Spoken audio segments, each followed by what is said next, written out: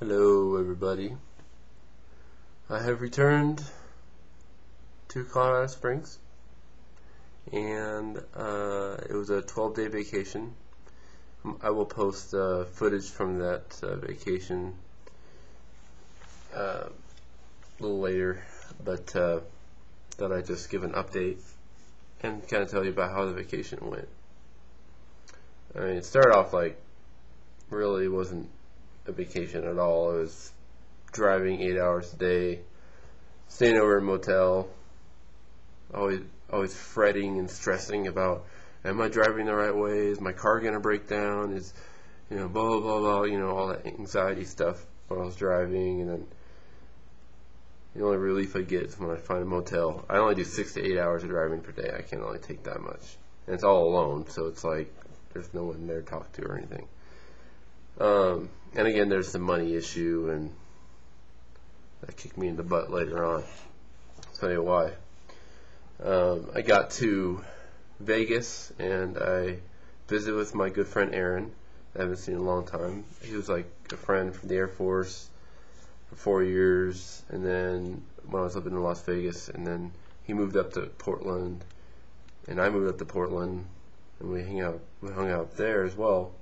He was like pretty much my best friend, and it's been a while since I've seen him. And he moved back to Las Vegas, and I moved to Colorado. So it was really cool seeing him. We kind of hung out, and we both had our guitars, and we were jamming out to. We were making our own songs because I didn't play guitar last time I saw him. I only started up after we parted ways, but it was kind of cool. So yeah, I saw him, and I stayed at the Imperial Palace, which, by the way, is like horrible. Don't stay there. Parking is atrocious. Trying to check out or check in is atrocious. It's horrible. Okay.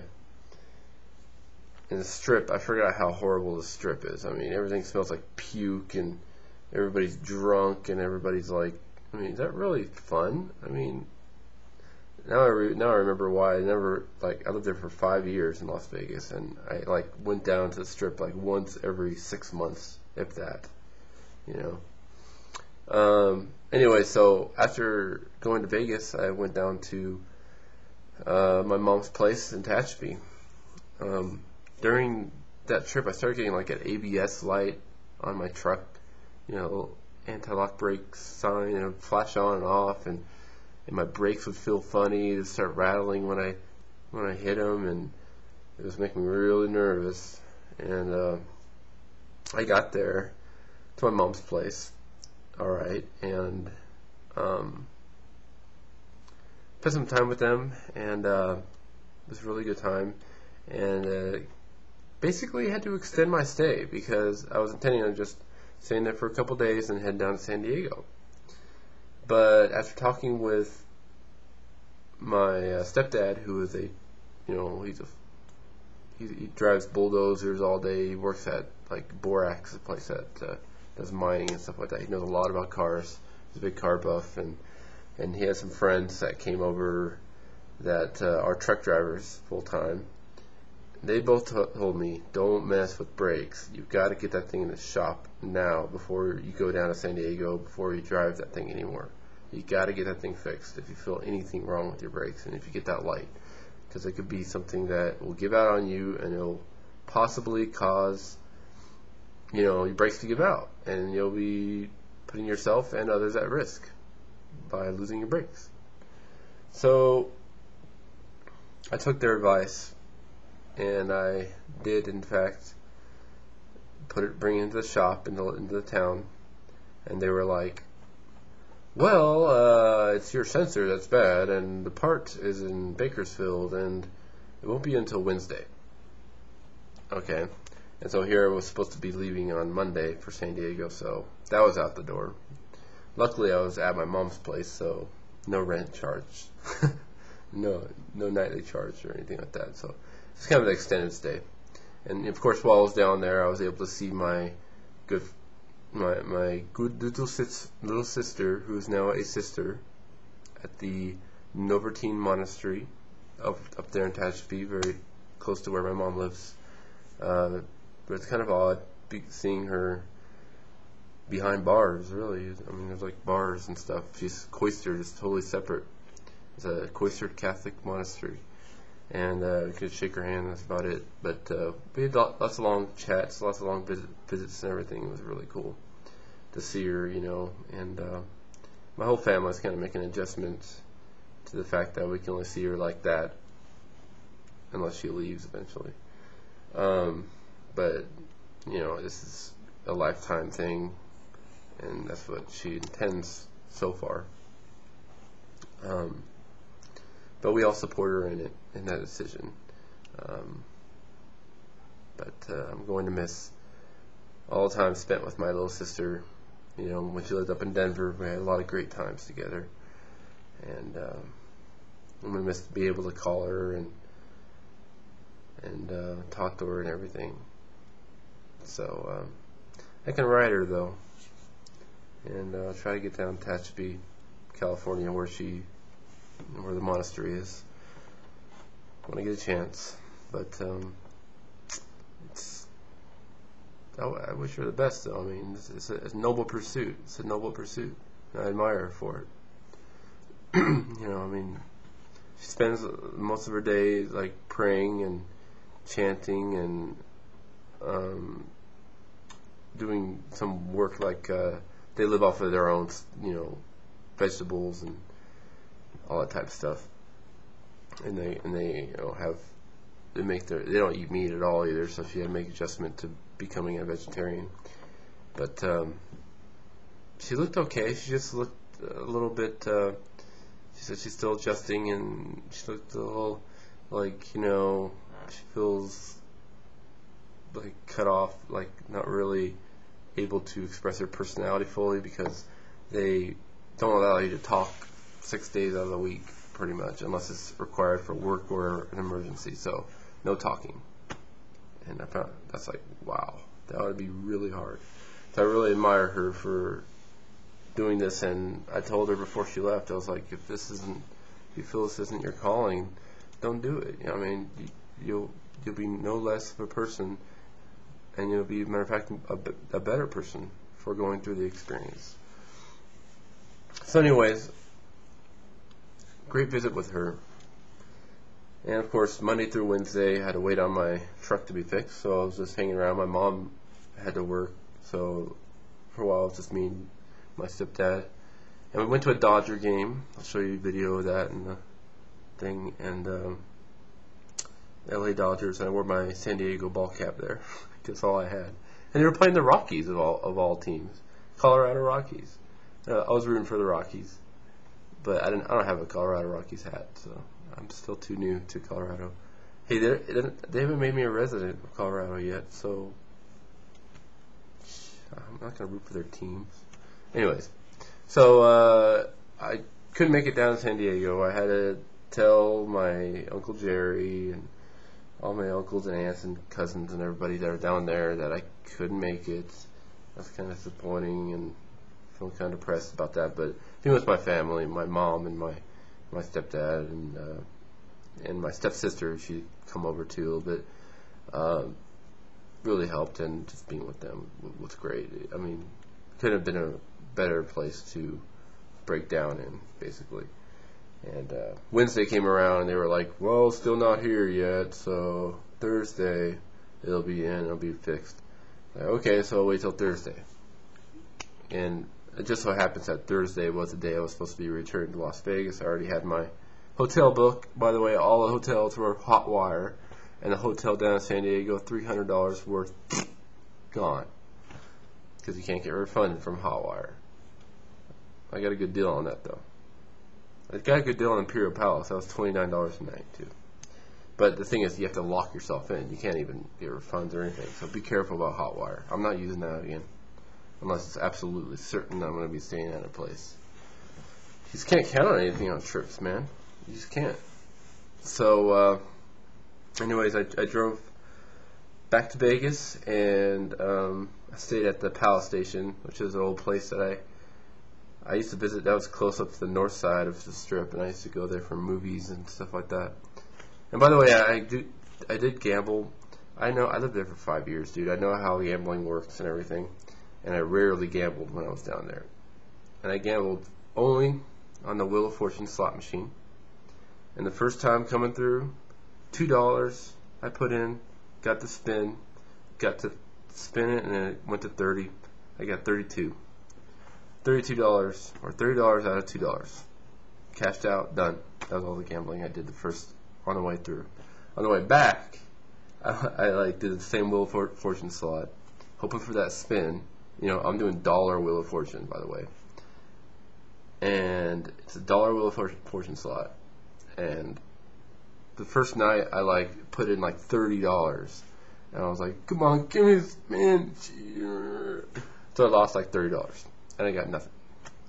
But that next morning, I was like, okay, I'm going to try this one more time. I put a 20 in, and I started getting up. I started getting up to $36. And then I was like, kind of greed set in a little bit. I was like, I can probably get more. So I kept on hitting it, and boom, I get 7, double diamond, 7, $164. And yeah, I cashed out, and no more gambling. That's how you do it right there. You don't gamble after that. Once you get that big jackpot, cash out, leave. Don't gamble again. And that's how I did it. And I'm living off of that money now because I am broke as broke can be. I'm not going to be able to pay rent. I barely was able to pay one credit card bill, so my credit report didn't get messed up. And yeah, it's dire straits right now. Anyways, I was able to visit a couple of other people that are my good friends from Vegas, Desiree and Rob, who I worked with him in Portland at Intel, and he moved down to Las Vegas. And I was like, I might as well visit him. He was a cool guy. He's a pretty cool guy, and he's trying to get into law enforcement and stuff like that, and told me some stories about just being a security guard at a hotel. That's what he does. And that was kind of interesting. We just hung out. So I got to see them three, and I got to see Aaron again, and Aaron and his friend. We played DDR and went in a swimming pool and just hung out. It's cool. It's good old times. So it was a pretty good visit on the way back. And of course, the typical drive back. And I stayed both times at Green River, Utah, on Motel 6, just to break up the drive a little bit. And I just got back a couple days ago on the 25th, 4th, 5th, as scheduled. Got back on schedule because the day after my classes start. And it's English 121, or English composition, and history of Western civilization. I'm actually kind of looking forward to these classes because I'm interested in history a little bit, especially medieval and Renaissance.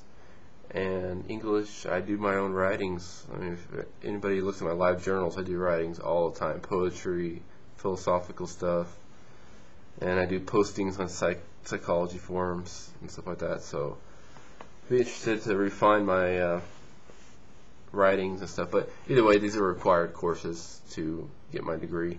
I'm 12 credits working on 120 credits. So it's the long haul. I can only take 2 classes. That's all I can afford because I'm non-resident. Until I get resident in spring, that's all I can take. So next semester, hopefully I'll be able to be resident, and I hopefully be able to go full-time. However, given the money situation, I probably need to go full-time to a job pretty soon here. Or at least part-time with this potential job at TSA as a screener. You know, those guys with the wands and looking at the bags and, giving you the shakedowns at the airports and stuff. Yeah, I'm applying for that job. I've been applying for that job for months and months. It's a long process. Anyways, but it's a part-time job, 20 hours a week. It worked pretty good with school and stuff. I'm hoping to get that. So September 25th, I go in for an assessment, a further assessment. It's like assessment. There's it's just loads of assessments. So after I got back, some things I decided on this vacation. One thing is that I kind of want to explore spirituality more. Just seeing my sister and going to the Catholic monastery more often. My family's very Catholic, and I've been trying to open myself up more towards Christianity and Catholicism. Because when you compare, my finger's still messed up, by the way.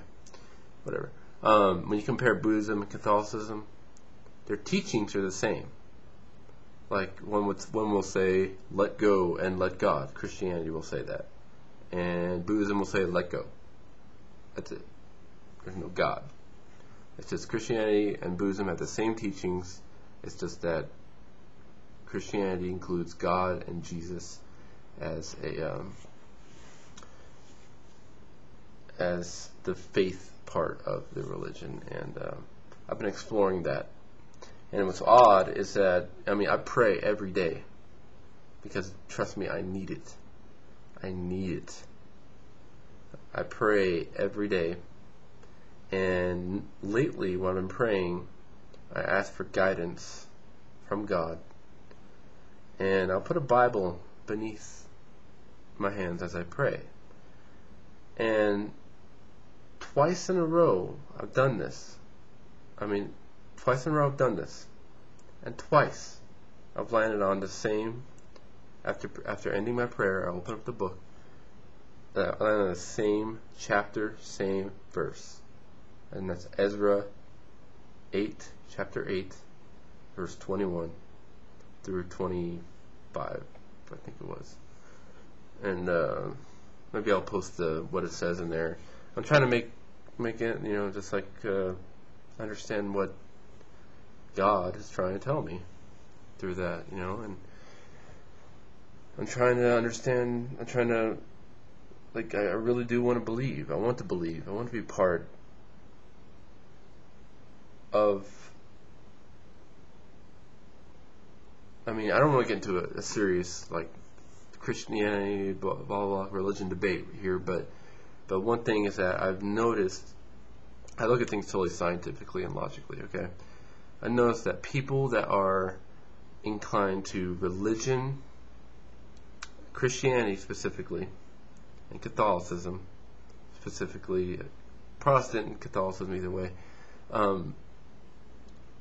tend to have more fulfilling, happy lives. They have happy marriages.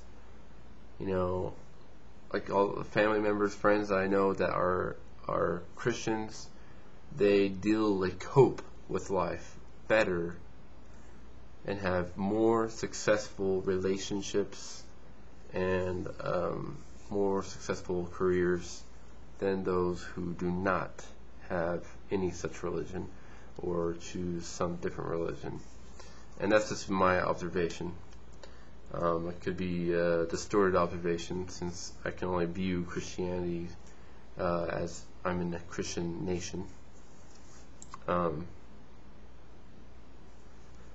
So there's been a struggle with that, and I've been opening my mind, and I'm gonna start going to the Catholic monastery here in Colorado Springs, and just sit there and just see, what it's all about. I want to learn, especially about why is it that my sister feels a calling to this, the prayer, how does this faith really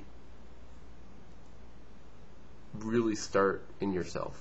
So anyways, another thing I decided on this trip, I was like, you know what, dude, I need to get off Xanax. Okay, I've talked to some people, I've been chatting with people on psychology forums, chatting with my pharmacist, my psychiatrist, and everybody but my psychiatrist says get off Xanax. It is not good, because I'm prescribed 5 milligrams a day. I'm prescribed, not as needed. I'm prescribed 5 milligrams a day,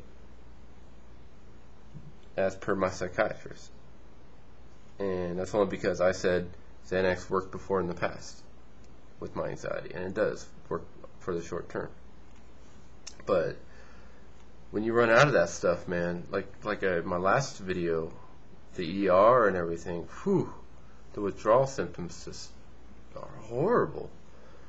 And so I'm in the process of tapering off. I'm going to go from 5 one week to 4 next week to 3 next week to 2 next week to 1 next week to 1, then 2/3 the week after that, then 1/3 the week after that. That's my plan. I told my psychiatrist about it, and he's like, okay. But psychologically for me, since I got back, things have not been good at all. I appear all right now. I just kind of got over a little bit of anxiety right now. I popped a few Xanax. Feeling okay, feeling steady. But being back here, and there's an imminent move that I'm going to be doing in November. I'll be moving yet again down towards where my sister lives, southeast side, because I need to be over there. That's where work is, that's where school is, that's where my sister is. That's also where the airport is if I get that job at the TSA job. So obviously I need to be down there, And there's like one, I'm going to give a roommate thing another chance, because I've made a friend here in Colorado Springs, Jessica. She's like 34-year-old, bubbly girl, she's just really happy-go-lucky, and I think that living with someone like that, and we get along great. I think that living with someone like that would be great. The current living situation I have is I live with 2 women, and they're both teachers, and they're both very similar. They're just like very cordial and professional, and they don't really do anything. Prude, I guess, would be a little bit too harsh of a word, but they're standard. They're pretty cool, but sometimes the one can be a little bitchy. Sorry, I'm a little cough there. But let's see. So November is going to be a move again, but I hope to stay at that place. We're planning on getting a house, renting a house, sharing the rent. Hopefully, I'll be able to keep my rent at $425 a month, and planning on getting a dog and a cat, a little puppy and a kitten. They can raise them together. Anyways, about the psychological stuff. Since I got back, I've been really focused on trying to get CBT techniques down. I've been focused on trying to get myself tapered off these medications. I got Lunesta finally, and so that's replacing Ambien and temazepam, hydroxyzine, all that junk that he put me through just to get to that expensive Lunesta. So I finally got Lunesta, but only the 2 milligram dose. He has to up it to 3 because that's what I was on before. So my goal is to get off of all drugs except for Lunesta, because some people just need a little bit of help getting to sleep, and I'm one of those people. And Lunesta is okay for long-term use, as opposed to Xanax, which is not okay. Some people will argue that it is okay to be on Xanax for the long term, but I don't think it's a crutch. It's a crutch. It's like drinking alcohol every time you are nervous, and when you go off of it, you feel even worse. So you feel like you need more, and it's like the same thing. It's like drug use. It's like illegal drug use. And I do not want to go down that path. So I'm going to focus on getting books and stuff. I'm working with my psychotherapist. I'm going to do it the right way and learn to, apply cognitive behavioral therapy techniques and DBT techniques as well. But it's been kind of interesting switching meds like this, and I have to be careful about it because I've been having anxiety attacks and really nasty fits of anxiety and just kind of depression and stuff like that since I got back. I don't know if it's because of the change of meds or something, Like last night, I went to this AAA baseball team that I live kind of very close to for the first time, but I didn't take my Xanax before I went there. And I went there, and I could not handle it. It was so much, there was so much overstimulation and so many people there. And it was just so crazy. Even with like I had one beer, that's it. Even with that, I was like overwhelmed, and I felt really uncomfortable, really anxious, and I left after the second inning. I just could not take it. And also because of the fact that I really, wasn't with anybody that I knew personally. It's just with the meetup group. I know them sort of, kind of, I go to events with them now and then, but they're all kind of like on the higher end of the age scale. So it's a little hard to relate to them sometimes. But, yeah. Still struggling, but I'm trying to manage, trying to take everything one day at a time, one step at a time, one moment at a time. I haven't even made up my to-do list yet, so I'm still all discombobulated. So I usually don't even get around to doing anything constructive until noon or 1 or whatever. So I'm feeling like a total bum. But it's okay. From every Tuesday, I'll be working 10.5 hours for the next, until November. I'll be working 10.5 hours every Tuesday at the security job out in Schreiber. So I'm asking for more hours too. I'm like, I'll work Thursday. I'll work this week if you want. I'll work whenever you want because I need money. So broke. I've never been in a situation before because I've always worked full time. I've always got paid like $15, $14 or more an hour, and only supporting myself. It's like I can spend it kind of frivolously if I want to, but now I can't because it's like, hey, I'm a college student. I got loans and credit cards everywhere now. I used to not have any debt. Now I have loans, credit cards everywhere. But on the good side of things, I'm about ready to pay off my truck. Only got $411 left, and my truck will be paid off. That'll be relief. So, anyways, I just wanted to update. I know it's been long. My videos are always long. If you don't know that by now, oh well. But, yeah. Hope everyone's well. Keep in touch. I'll be posting that trip video if you're interested when I get around to it. It's on my to-do list, so one of these days I'll try to edit it and put it up there. So keep in touch, everyone. I really appreciate your emails and your comments, and be well.